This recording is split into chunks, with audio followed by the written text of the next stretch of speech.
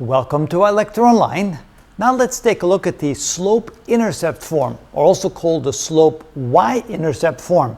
But I'd rather call it just the slope-intercept form because we know we're talking about the y-intercept. And what does that mean?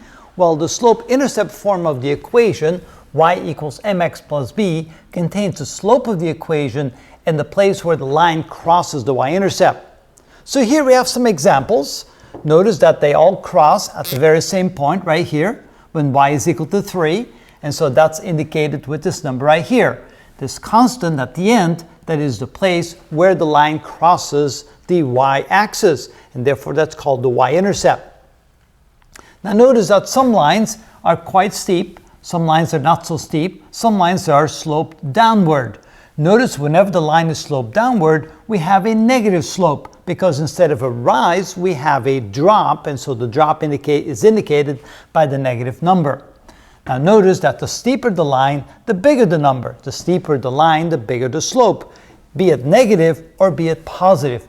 Notice that this slope is 1/2, this slope is 1, this slope is 2. You can see as the number for the slope gets bigger, the line gets steeper. And the same in the other direction. Here the slope is -1, here the slope is -3. You can see that the slope gets steeper as the number gets bigger, either negative or positive. So now let's take this equation right here, and let's try to determine the line associated with this equation. Well, first of all, we go to the y-intercept, we find it to be y equals 3, and we know that the line is going to cross that point right there. Now what about the slope? Well, the slope is 2. Remember that the slope, m, which is equal to the slope, is essentially the definition of the rise over the run of a line.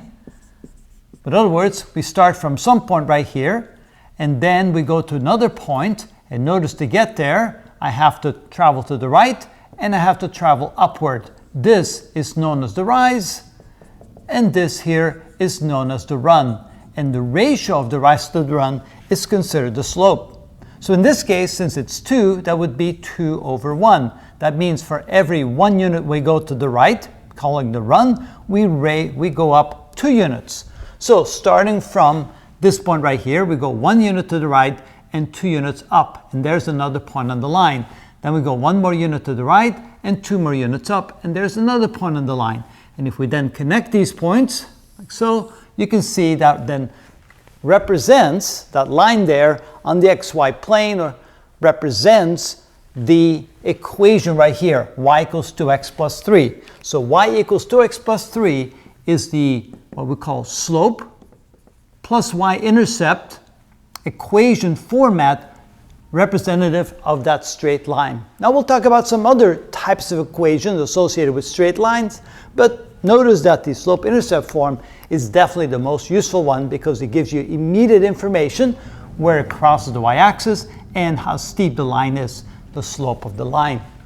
And so that gives us a good conceptual feel for what we mean by the slope-intercept form of the line, or the slope-intercept equation for a line on the xy plane. And now we're going to see a little bit more detail about the theory of where all that came from. So stay tuned, and we'll show you how that's done.